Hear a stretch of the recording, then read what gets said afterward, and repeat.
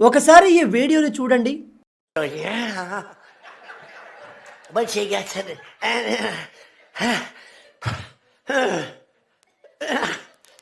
Present Trump ప్రపంచంలోనే ఒక powerful లీడర్గా మారాడు. మీ అందరికీ తెలుసు, ఎవరికైతే ఎక్స్ట్రీమ్ పవర్ లభిస్తుందో, ఎవరైతే మోస్ట్ పవర్ఫుల్గా మారుతారో వాళ్ళలో అదే లెవెల్లో యారోగెన్స్ వస్తుంది, అహంకారం వచ్చేస్తుంది. ప్రెజెంట్ ట్రంప్ అదే పొజిషన్లో ఉన్నాడు. వెనుజులా దేశం పైన దాడి చేసి ఆ దేశ ప్రెసిడెంట్ నికోలస్ మదురోని కిడ్నాప్ చేసి అమెరికాకు తీసుకొచ్చేశాడు. దీనిపై ఏ దేశం కూడా అమెరికాను ఎదిరించలేదు, ఖండించలేదు, not even Russia and China. దాంతో ఇక ట్రంప్ నాకు ఎదురే లేదు, నన్ను ఎవడు ఆపలేడు అనే ఫీలింగ్లో ఉన్నాడు. ఒక రకంగా ఇది నిజం కూడా. నిజంగానే ప్రజెంట్ అమెరికాకు ఎదురు మాట్లాడే ధైర్యం ఏ దేశంలో లేదు. ఏ దేశం కూడా ధైర్యం చేయట్లేదు. రష్యా, చైనా, ఈవెన్ మన ఇండియా కూడా డైరెక్ట్గా అమెరికాను బ్లేమ్ చేయట్లేదు. ఎస్, ఇలా ఒక దేశ ప్రెసిడెంట్ని ఎత్తుకెళ్ళిపోవడం కరెక్ట్ కాదు అని అందరూ చెప్తున్నారు. కానీ డైరెక్ట్గా అమెరికాను ఎవరూ నిలదీయట్లేదు.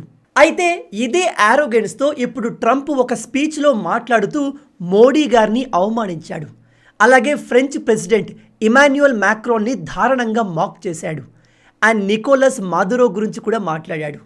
నిజం చెప్తున్నాను, ప్రజెంట్ వెనుజులా ప్రెసిడెంట్ నికోలస్ మాదురో పరిస్థితి దారుణంగా మారింది. ఇతన్ని దేశం నుంచి ఎత్తుకెళ్ళిపోవడమే అతిపెద్ద అవమానం. అంటే ఇప్పుడు ఇతన్ని అమెరికా మిలిటరీ ఆ దేశం మొత్తం తిప్పుతుంది, డిఫరెంట్ ప్లేస్లో తీసుకెళ్తుంది, అమెరికన్ కోర్టుల ముందు నిలబెడుతుంది. ఇతన్ని ఒక క్రిమినల్ని ట్రీట్ చేసినట్టుగా చేస్తున్నారు.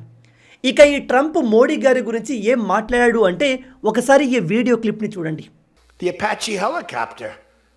I mean, I had India coming to me, sir. I've been waiting 5 years. We're changing it. We're changing it.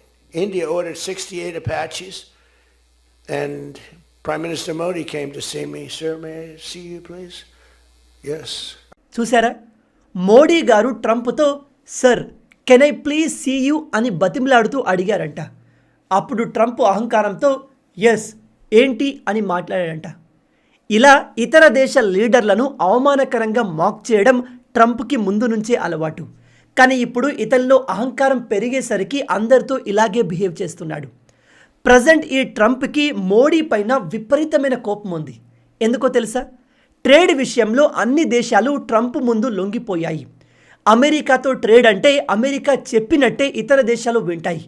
కానీ మన ఇండియా అండ్ మోడీ గారు ట్రంప్ చెప్పినట్టుగా వినడానికి సిద్ధంగా లేరు.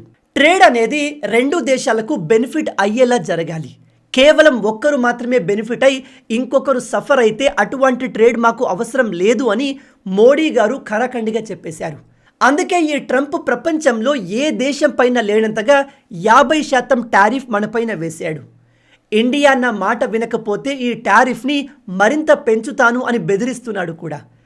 ఈ ట్రంప్ భారత్ నుంచి డిమాండ్ చేసేదేమిటంటే అమెరికాలో పండించిన పంటలను ఇండియాలో అమ్మడానికి మన భారత అగ్రికల్చర్ మార్కెట్ యాక్సెస్ని అమెరికా కావాలని డిమాండ్ చేస్తోంది. దీనికి మోడీ గారు క్లియర్గా నో చెప్పేశారు. ఎందుకంటే అమెరికాలో పండించే పంటలు జెనెటికల్లీ మాడిఫైడ్ పంటలు. ఇవి మన భారతీయుల ఆరోగ్యానికి మంచిది కాదు. అలాగే మనం మన అగ్రికల్చర్ మార్కెట్ యాక్సెస్ని అమెరికాకు ఇస్తే మన రైతులు విపరీతంగా నష్టపోతారు. మన రైతులు అమెరికన్ రైతులతో పోటీ పడలేరు. వాళ్ళు భారీ ఎత్తున టెక్నాలజీ ఉపయోగించి పంటలు పండిస్తారు.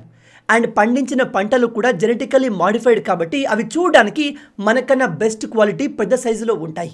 కానీ అవి మన ఆరోగ్యానికి అస్సలు మంచిది కాదు. అలాగే ఈ ట్రంప్ మన ఇండియా రష్యా నుంచి ఆయిల్ కొనకూడదు, రష్యన్ ఆయిల్ని కంప్లీట్గా ఆపేయాలని మొదటి నుంచే ప్రెజర్ చేస్తున్నాడు. దీనికి కూడా మోడీ గారు అంగీకరించట్లేదు. మోడీ గారి సమాధానం ఏమిటంటే మేము ఏం చేయాలో నువ్వు చెప్పాల్సిన అవసరం లేదు. మనిద్దరి మధ్య ట్రేడ్ అగ్రిమెంట్లో నువ్వు నాకేమిస్తావో చెప్పు, నేను నీకేం ఆఫర్ చేస్తానో చెబుతాను. ఇద్దరికి ఓకే అయితేనే డీల్, లేకపోతే లేదు అని కరాఖండిగా మన భారత్ చెప్పేసింది. అందుకే అమెరికా ఇండియా ట్రేడ్ అగ్రిమెంట్ గురించి సంవత్సరాలుగా డిస్కషన్ జరుగుతున్నాయి. కానీ ఇప్పటి వరకు కన్ఫర్మ్ అవ్వలేదు. అన్ని దేశాలు ఈ ట్రంప్ ముందు లొంగిపోయాయి.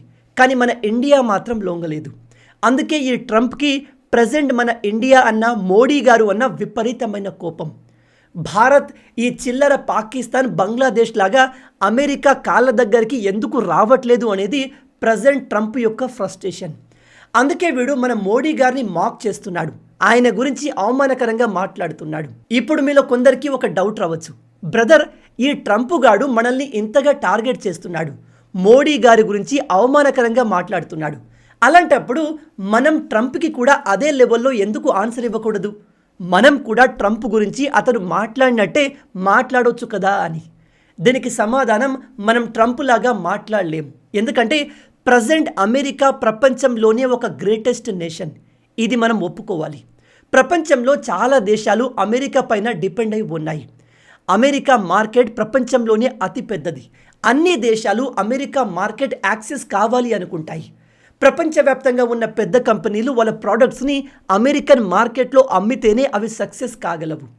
అలాగే ప్రజెంట్ అమెరికా ఒక పవర్ఫుల్ నేషన్, వాళ్ళ అవసరం మనకు ఉంది. కాబట్టి మనం ఈ ట్రంప్ లాగా నోటికి వచ్చినట్టుగా అమెరికా గురించి మాట్లాడలేము. పైగా మీరు గమనించినట్టయితే రీసెంట్గా అమెరికాకు చెందిన పెద్ద కంపెనీలు గూగుల్, మైక్రోసాఫ్ట్లు బిలియన్స్ ఆఫ్ డాలర్ల ఇన్వెస్ట్మెంట్ని మన ఇండియాలో చేస్తున్నాయి. అమెరికా నుంచి ఇంత భారీ మొత్తంలో ఇన్వెస్ట్మెంట్ వస్తున్నప్పుడు మనం ఆ దేశానికి అగెన్స్ట్గా మాట్లాడలేము. నిజం చెప్పాలంటే ఇక్కడ ట్రంప్ మనం అతని గురించి, అమెరికా గురించి చెడుగా మాట్లాడాలి అని ఎక్స్పెక్ట్ చేస్తున్నాడు. మన మోడీ గారు రియాక్ట్ అవుతారు అని చూస్తున్నాడు. కానీ మనం రియాక్ట్ అయిన వెంటనే ఒకవేళ మోడీ గారు ట్రంప్ మాట్లాడినట్టుగాని అదే లెవెల్లో ట్రంప్కి సమాధానం ఇస్తే దాన్ని ఆసరాగా చేసుకొని ఈ ట్రంప్ మన ఇండియాకు వచ్చే ఇన్వెస్ట్మెంట్స్ అన్నిటినీ ఆపేయగలడు. వాడికి ఒక మంచి రీజన్ దొరకాలి. ఊరికే తమ దేశంలో ఉన్న ప్రైవేట్ కంపెనీలు ఇండియాలో ఎందుకు ఇన్వెస్ట్ చేస్తున్నాయి అని దానిపైన బ్యాన్ వేయలేడు. కాబట్టి మనం రియాక్ట్ అయ్యి ఏదైనా ఒక మంచి రీజన్ ఇస్తాము అని చూస్తున్నాడు. కానీ మన భారత్ అండ్ మోడీ గారు చాలా తెలివైన వాళ్ళు. మనల్ని ఎంత టార్గెట్ చేసినా, మోడీ గారిని ఎంత తిట్టినా మనం కొన్ని రోజుల వరకు కామ్గా ఉండాల్సిందే, దీన్ని భరించాల్సిందే. అదేంటి బ్రో, మన మోడీ గారిని అవమానించినప్పటికీ మన ప్రభుత్వం కామ్గా ఎందుకు ఉంటుంది అని మీకు అనిపించవచ్చు. కానీ ఇక్కడ మ్యాటర్ కేవలం మోడీ గారి గురించే కాదు కదా. మోడీ గారి కోసం రియాక్ట్ అయితే భారత్లో ఉన్న ప్రజలందరూ సఫర్ అవుతారు. అందుకే ఈవెన్ మోడీ గారు కూడా దీన్ని కామ్గా ఉండి భరిస్తున్నారు. ఇది కొన్ని రోజుల వరకు మాత్రమే. ఎందుకంటే ప్రజెంట్ అమెరికాలో ట్రంప్ అప్రూవల్ రేటింగ్ చాలా వరకు పడిపోయింది. రాబోయే కొన్ని రోజుల్లో అమెరికాలో మిడ్ టర్మ్ ఎలక్షన్స్ జరగబోతున్నాయి. ఆల్రెడీ అమెరికన్ ప్రజల్లో ట్రంప్ అప్రూవల్ రేటింగ్ చాలా వరకు పడిపోయింది. ఇది ఇలాగే కంటిన్యూ అయితే ఈ ఎలక్షన్లో ట్రంప్కు గట్టి షాక్ తగులుతుంది. వీళ్లకు అపోజిషన్ పార్టీ అయిన డెమోక్రటిక్ పార్టీ స్ట్రాంగ్ అవుతుంది. అప్పుడు వాళ్ళు ఈ ట్రంప్ని ఛాలెంజ్ చేస్తారు. దాంతో ఆటోమేటిక్గా ట్రంప్ చల్లబడతాడు. ట్రంప్ పవర్స్ కూడా చాలా వరకు తగ్గిపోతాయి. ఈ విషయం ట్రంప్ కూడా తెలుసు. అందుకే అతను ఆ ఎలక్షన్స్ రాకముందే పెద్ద పెద్ద డెసిషన్స్ తీసుకొని బెనిఫిట్ అవుదాము అని చూస్తున్నాడు. అలాగే ఎప్స్టైన్ ఫైల్స్ గురించి మీరు వినే ఉంటారు. అందులో ట్రంప్ ఫోటోలు కూడా చాలా వరకు బయటపడ్డాయి. కానీ వాటన్నిటినీ ట్రంప్ బయటకు రానివ్వలేదు. చాలామంది ప్రకారం ఈ ఎప్స్టైన్ ఇష్యూ నుంచి ప్రజల్ని డైవర్ట్ చేయడానికే ట్రంప్ వెనుజులా దేశం పైన దాడి చేయించాడు అని చెప్తున్నారు. ఏది ఏమైనా ప్రజెంట్ ట్రంప్ అహంకారం పీక్లో ఉంది. నోటికి వచ్చింది మాట్లాడుతున్నాడు. తనకు కావాలి అనుకున్న దేశాలపైన దాడులు చేస్తున్నాడు. ఇప్పుడు ఇతను గ్రీన్లాండ్ పైన కన్ను వేశాడు. ఆ ప్రాంతం మొత్తాన్ని, ఆ దేశాన్ని అమెరికా కంట్రోల్లోకి తెచ్చుకోవాలని ట్రై చేస్తున్నాడు.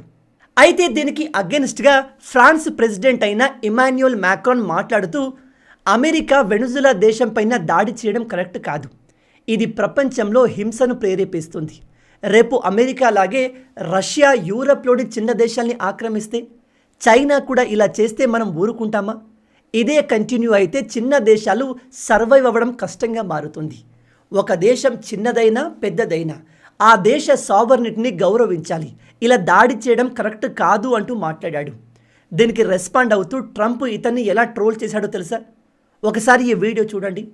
Emmanuel said to me, Donald, you have a deal. I would love to increase my prescription drug prices by 200% or whatever. I would love to do it. It'd be such an honor. Whatever you want, Donald, please. Don't tell the population. Please, Donald, I beg you. చూసారా ఎలా మాక్ చేస్తున్నాడో? ఇక్కడ Trump చెప్తున్నాడు, Immanuel Macron Trump దగ్గరికి వచ్చి, Donald, నేను మా దేశంలో మెడిసిన్స్ ప్రైస్ 200% పెంచాలి అని చూస్తున్నాను. నువ్వు ఈ విషయం నా ప్రజలకు చెప్పకు అని బతిమిలాడాడు అంట. అసలు ఈ మాటల్లో ఏమైనా సెన్స్ ఉందా? ఫ్రాన్స్ని రూల్ చేసేది ఈ ఇమాన్యుయల్ మ్యాక్రాన్. తన దేశంలో అతను ఏదైనా చేసుకుంటాడు. ట్రంప్కు చెప్పాల్సిన అవసరం ఏంటి? కానీ ఇక్కడ ట్రంప్ తన అహంకారంతో ఇతన్ని కావాలని వెక్కిరిస్తున్నాడు. ఇక్కడితోనే అయిపోలేదు, ఇంకా ఉంది, జాగ్రత్తగా వినండి. No. I don't know that. I will not be able to. Mr. President, please excuse me. Most people call me Mr. President, except for people that don't respect me. They call me that, which are probably a lot of them too. But they said, no. Putin calls me Mr. President. She calls me Mr. President. Emmanuel goes, no. We will not do that. Yes, you will, Emmanuel, 100%. Because I was told they wouldn't do it. విన్నారా? ఈ Macron ట్రంప్కి Donald అని పిలవడం ఇష్టం లేదంట. నిజానికి Immanuel Macron ఒక young leader. అతని వయసు 50 కూడా లేదు. ట్రంప్ వయసు 80 వరకు ఉంటుంది. ఒక రకంగా ఇమ్మాన్యుయల్ మ్యాక్రాన్ది ట్రంప్ కొడుకు వయసు. అలాంటి యంగ్ లీడర్ని ట్రంప్ ఇంత దారుణంగా మాక్ చేయడం నిజంగా ఆశ్చర్యకరంగా ఉంది. అలాగే ట్రంప్ ఒక ట్రాన్స్జెండర్ అథ్లెట్ని కూడా అభ్యంతరకరంగా మాక్ చేశాడు. Oh, yeah. But she gets it. And,